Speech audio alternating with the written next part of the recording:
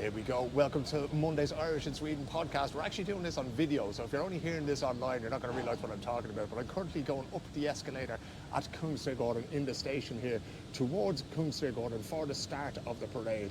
And just like last year, what we're going to do is we're going to wander around and talk to as many people as possible. We want to talk to the ambassador and the Swedish-Irish Society and all that kind of thing. People who are hungover from last night because, of course, today is the 18th of March. And we'll see what we can get out of it. I know there's a lot of stalls there. There's going to be a bar there from Veerstrom's Pub, our proud and friendly sponsors who've been here from the very beginning. We have Sure Engineering are here. I think Colin are here. I think Kirby are here. All these great sponsors of the community and are sponsoring the Swedish-Irish Society for this parade. I hope I haven't left anybody out. And of course, I'd be more than happy to dump them in there if anybody gets in touch with me. But yeah, so that's what this week's podcast is going to be about. Hopefully, we maybe even have a few voices from down below in Malmo, because I was talking to Noah O'Rourke-Drevfjell down there. He's probably going to the parade down there. We'll see if he can get anything. We're just nearing the top of the escalator now, so my assistant has to turn around. So we'll talk to you out on the street.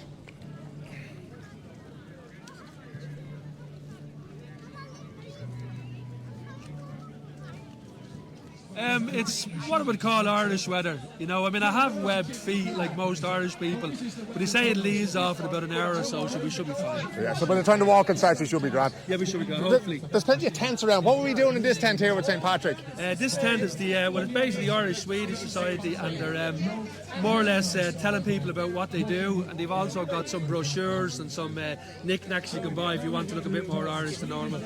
Are you expecting a good turnout today despite the rain, yeah? Yeah, absolutely. I mean, Irish people come, Swedish people hesitate, and then they start kicking each other about mid-afternoon, and they'll come anyway. Yeah. So it should be okay. And will you be heading out to watch the match later on?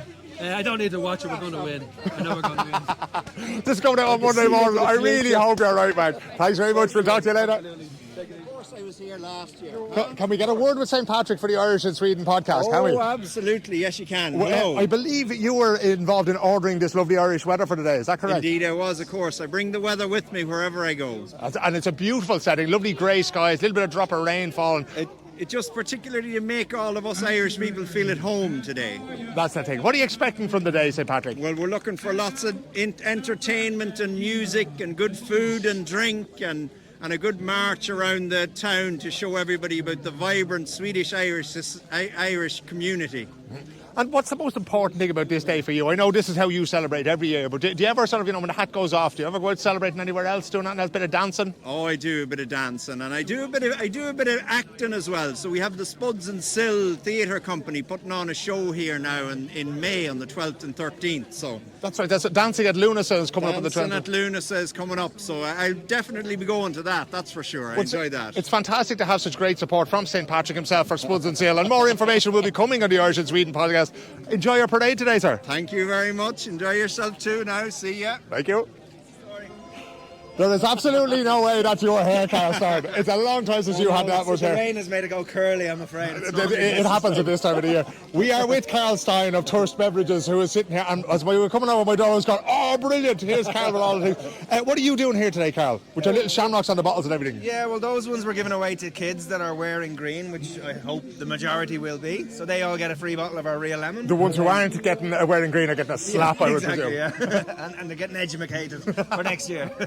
And then, yeah, we're selling the other flavours down, so that everybody can come and have a sample and see what we're all about as well. So. A little bit of rain today, a little bit disappointed, but you have a grand big tent here. How's it going for you? Because this looks like a real setup. You have a big bar here to roll out. Yeah, it's a good setup. We're just waiting for a few more punters, but I think the bar itself with the alcohol looks busier than we are, but that's for the day that's in it. These people don't know, they're just letting you down, you know. But with a big rugby match to go, I'd say you'll probably get a few people knocking around, you know. How's business going? It's been good, yeah. Yeah, quite a lot after your podcast as well. Thanks very much. It's all right. That's all free advertising. We're happy to You're on commission. There should be. No, it's been going great actually. Obviously, it's tougher times now with the whole economic crisis. People are cutting back a little bit on what they're spending, and sadly, that will affect organic food. So we've seen a little bit of a backward step in the organic sector in general, but. Still going strong for us. We're still growing. Well, of course, coming out of St. Patrick's Day, that's really the start of the spring, and then we're into midsummer and that kind of thing. If people want to get Thirst Beverages, where can they get them from? We're off the shelf. We're in all the specialist retail stores like Urban Deli, Kaiser Varg and Roth, which is mainly Stockholm based. And then you can purchase our e-commerce site is called Delatia. So that's just delatia.com or .se, and you can get next day delivery anywhere in Sweden. So somebody will knock on your door with a lovely big box of real lemonade or real raspberry or real cola, that kind of thing. Could even be me with my green wig. Jesus, if it's that, can I pay extra and get the Norwegian fella to deliver it? Carl, have a great day here today. Enjoy the parade. Good to see Cheers. you. Cheers. Bye-bye. Are you going there, Frey? Yeah, I did. Kurt, the master of ceremonies usually at this event. How has your St. Patrick's Day been? Because you were playing a lot of live music over the week, weren't you? Oh yeah. I started yesterday. We started at 4 o'clock and we played to midnight. I'd say the fingers are sore after that, are they? No, on the throat. No, it's got. I've been on it before, so it's laughing. Yeah, was there many people in there? You were in O'Connell's last night, were you? Yeah, and the street was packed. All the pubs were packed. Yeah. It was brilliant. It was good crack. Yeah. And are you back in there now this evening, are you? Oh, aye. Once today, 8-ish till midnight. 8 till midnight, so after the rugby match, basically. Yeah. If people are going into O'Connell's to see you and the Barnley Pilgrims play, what can they expect? What kind of music do you lads do? The songs, the ballads, and the tunes. Yeah. We're the only band, really, that sort of a full band now that does the trad. Yeah. So you'll hear the jigs, the reels, the hornpipes, and all the songs. All the old Dubliner songs, the Dublin City Ramblers, that kind of thing, yeah? And even an occasional rebel song might sneak in. Oh, God, we can sneak them in there. So. Come on, how many are in the band now? We're 4, yeah. There's 40 is there? Yeah. And what instruments are you playing yourself? I play the guitar, and we got fiddle, banjo, and a mandolin. Yeah. And we all sing. Yeah. And where did you fall in love with Irish music, if you don't mind me asking? Christ, it's a very long story. I can't remember. Very early days. We're talking 1966.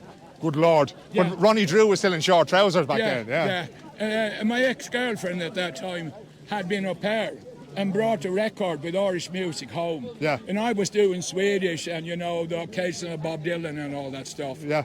So it just connected because it's very close to Swedish trad. Yeah. Very close. There's a lot in common, all right. Yeah. The polskas from the north are exactly like the slides. Yeah. What was it? Can you remember if there was a particular tune or a particular song that you heard and you went, hang on a second, I feel something when I hear that? Christ.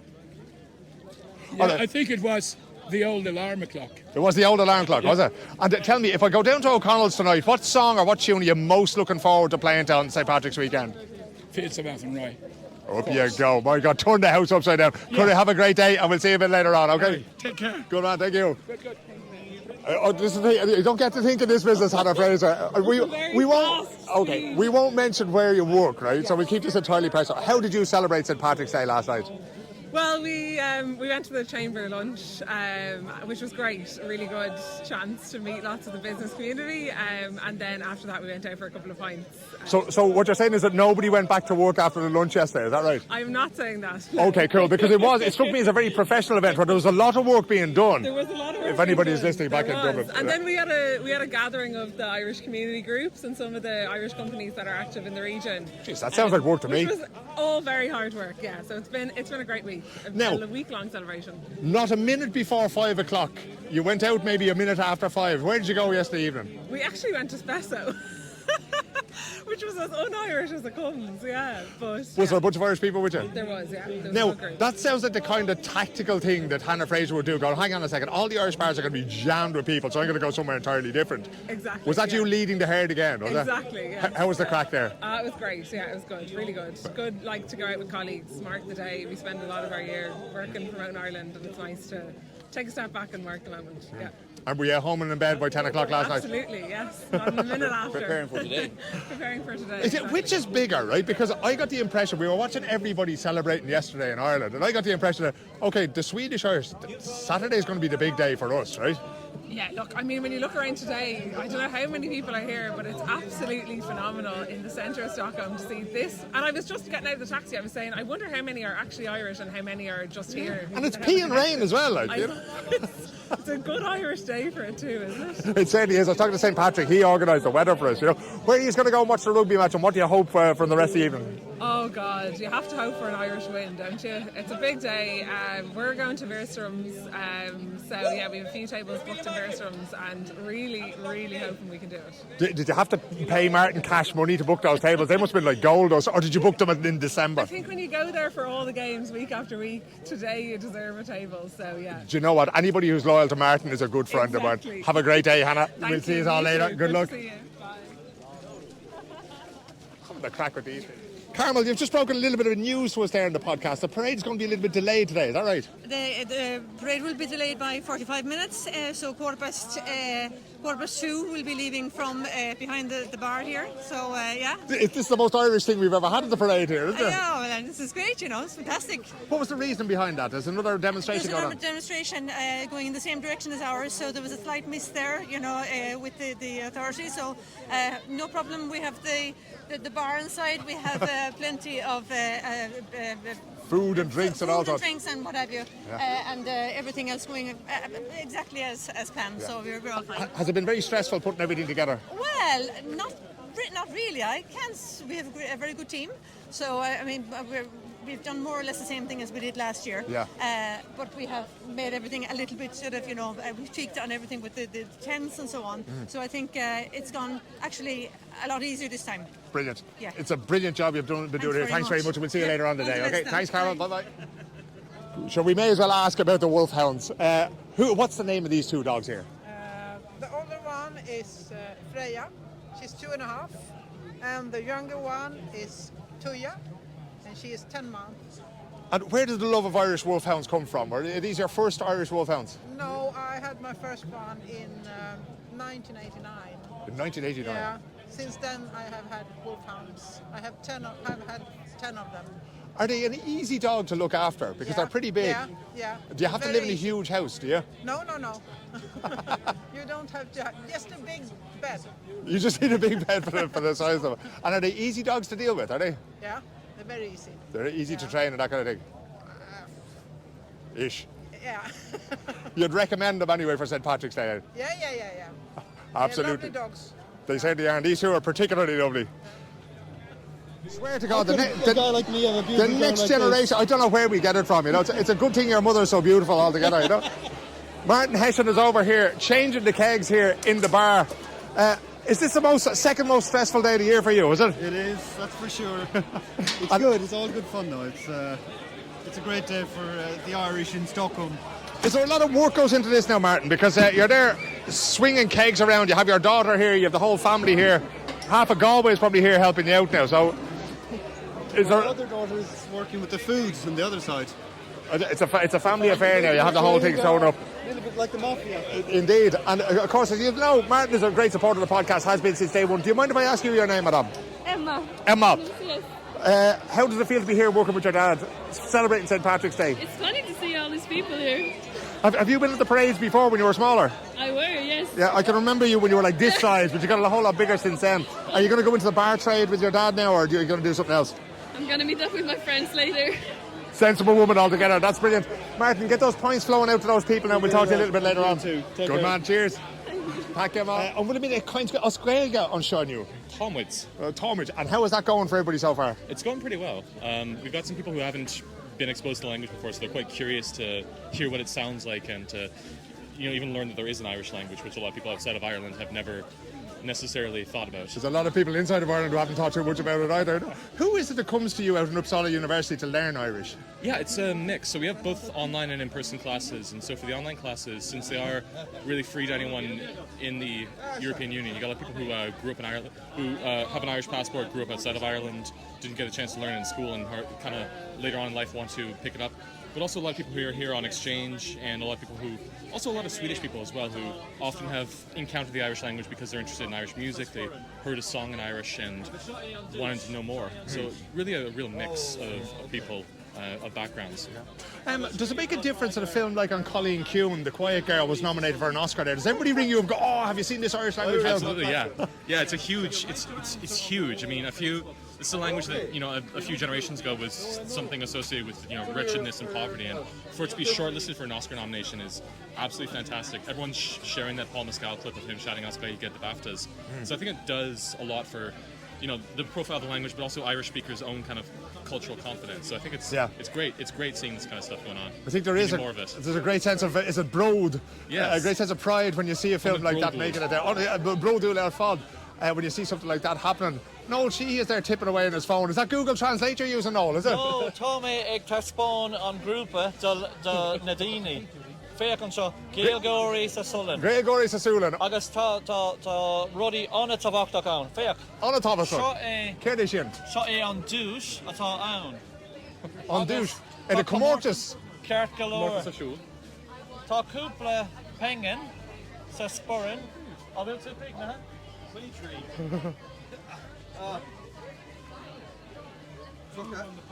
Fihe? Fehe trí. Okay, scríb ar an mula.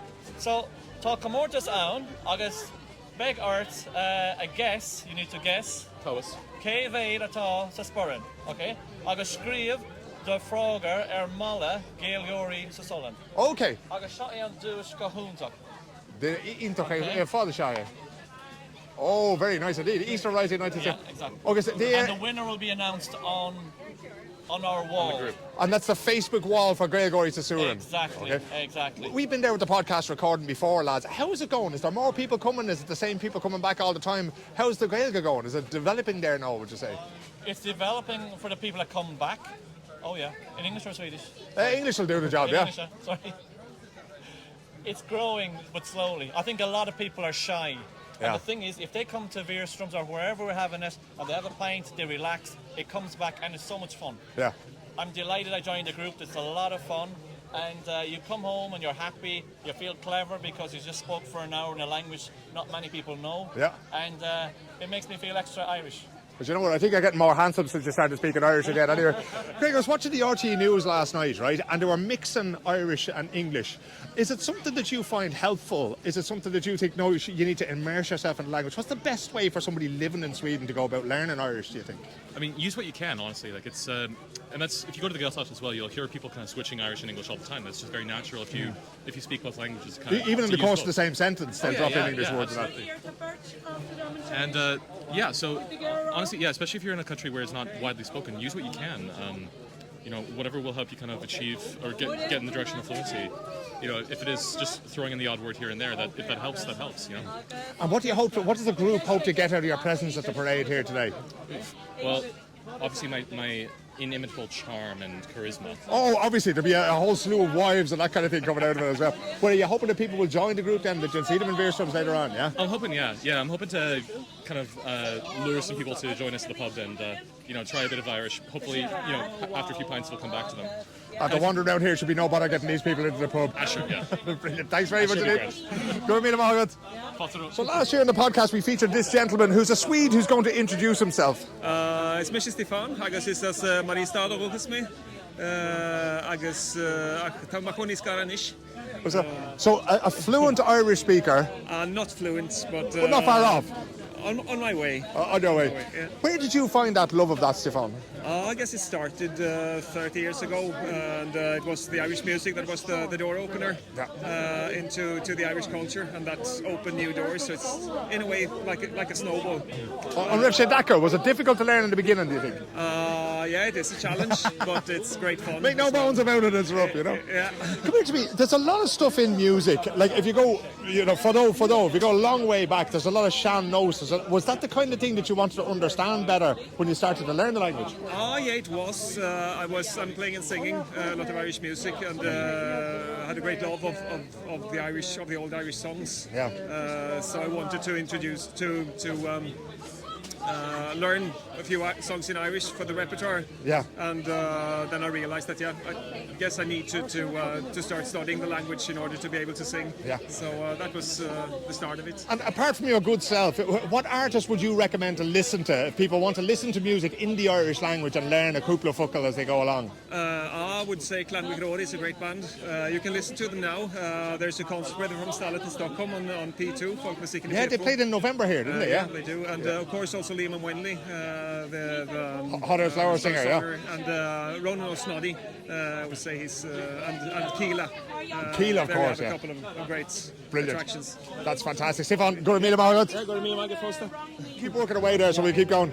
So we have some virgin Irish coffees, which is a way around the regulations, I suppose, but the coffee is soaked in Irish whiskey for 30 days before it's been roasted, so you get all the flavours, but the alcohol is burned off. And did you do this out in Rindal, did you? Yeah, exactly. Like God, I'll tell you, get up to some things out there. How's business going out there? It's not too bad.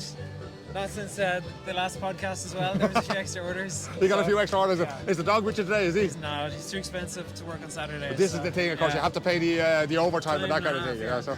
An event like this, how important is it for you to be here on St. Patrick's Day with the green shirt on and the whole lot? You know, is it good to be sort of showing what your wares to the community, so to speak? It's very nice. It's hard to not have a smile on your face actually when you're in the middle of it, getting rained on for authenticity, and it's a good crack. It's a perfect day for it. Anything new coming on the horizon now? When's the next batch of coffee coming in that we can look forward to? It's always conveyor belt. You know what, we'll have to come back out there again soon. Actually, we might come out there and watch you soaking a few beans and whiskey one of these days, you know? You're welcome. Brilliant. Thanks very much, Jack. Thank you. Start to Sweden, His Excellency Austin Gormley. Austin, another fantastic occasion, but tinged with a little bit of regret, a little bit of sadness for our community, because you'll be leaving us soon, heading to South Africa. Oh, but Phil, that's many months away, you know. We'll make the most of what we have yeah, here. Yeah, exactly. Let's not talk about that. We'll enjoy Sweden while we're here. We will indeed. How has it been so far? Fantastic, yeah, really great atmosphere in the tent and outside the tent, Phil, yeah, and we're going to look forward to this now. I think the music and obviously the parading and walking around central Stockholm should be great. When you got up this morning and saw a little bit of rain, were you in any way afraid that people wouldn't show up? No, not at all. We're Irish, you know. What does it matter? It doesn't matter, yeah. Soft day. Soft day, thank God. There's plenty of people. Exactly. What has the week been like in terms of, I mean, there's usually a lot of stress for you working in diplomacy and with the various different state agencies, community organisations. Has it been very stressful for you? Not stressful at all, no. It's a great opportunity to celebrate Ireland, everything that we're about. We had a group in from the UCD earlier in the week into the Ireland House, which is great. Then we were up in Uppsala in Katedralskolan, which is one of the oldest schools in Sweden, and we heard, for instance, Duleman sung Oskelga by a male choir from the school, you know, unbelievable. It's amazing. Really fantastic, yeah. And then we had, of course, our National Day official reception yesterday, where we met the politicians and all of that, senior officials, and today we have this fantastic Irish community event. So, no, it's a great time, and it's a great opportunity to celebrate Ireland. It's a great opportunity as well for the community as well to come out and really bond together and show what we're about, I guess, as Irish people. If we take a snapshot of where is the relationship with Ireland and Sweden at the moment, because they reopened their embassy now in Dublin, which is one of those things that we've wanted to see for years. Are things better than they have been for a long time? Absolutely, very well phrased, Phil. You're really a diplomat. I'm after your job. You're a diplomat at heart, yeah. No, the relationship has always been very strong, but Sweden, as you know, has been absent from Dublin officially for over 10 years. So the re-establishment of the embassy as of last month is really very welcome from our perspective. And again, it just further strengthens those bonds and the understanding as well, I think, of what's happening in Ireland and the dynamics of the country. It's very important that they have, Sweden has official representation there. So it's great. It's a great move, and Magnus Rydén, the new ambassador, is doing a great job. Is there a lot of things that happen behind the scenes to get something like that to happen? Are you the first point of contact, or is it the Department of Foreign Affairs when they say, right, we're thinking of reopening the embassy? Yeah, certainly at official level, at ministerial level, of course, we've always brought it up, the absence of the embassy and the need to re-establish. But it's also the fact that there is such a dynamic business relationship, economic relationship, cultural relationship, and the community as well have demonstrated that Ireland matters in Sweden, and Ireland's here, and we've had visibility, and it's important that Sweden gets back there to have an official presence back at home, you know. So I think it's a combination of factors. Of course, we lobby at senior official and at ministerial level, but the fact that we're so visible here, I think, does make a difference. And finally, this will be your last St. Patrick's Day here. What do you want to achieve in the time that you have left in Sweden? Do you have any goals for yourself, or do you just want to keep doing the same great work that you've been doing? I want to support you, Phil, and all you're doing, but the podcast that's always very welcome. No, but really one of the highlights for me here has been the community. Really, I must say, a bit of a surprise, but the strength of the community. I know you're very much part of it, but there's a lot of people involved in the background in today's event, and this just sort of symbolises how strong it is. So if anything, bringing the community together, the three organisations together a little bit more, the work that you've been doing and others have been doing in Malmo as well, and in Gothenburg, to get the community going there, I think is very important. And the link between the community and business as well, Irish business, is key. And I think we've done a little bit in that space, and we can do more, you know. So I think we're leaving in a situation where Ireland and Sweden is very strong and can only get stronger in the years ahead. We're looking forward to seeing who'll be coming as your successor, but thank you for everything that you've done for us here in your time. Thank you, Phil, for all your work with the podcast and beyond. And we're also not writing his obituary yet. He's going to be here until August, so we will be back on the podcast at least 4 more times between now and then. Awesome. Thank you. Have a great day. Thank you.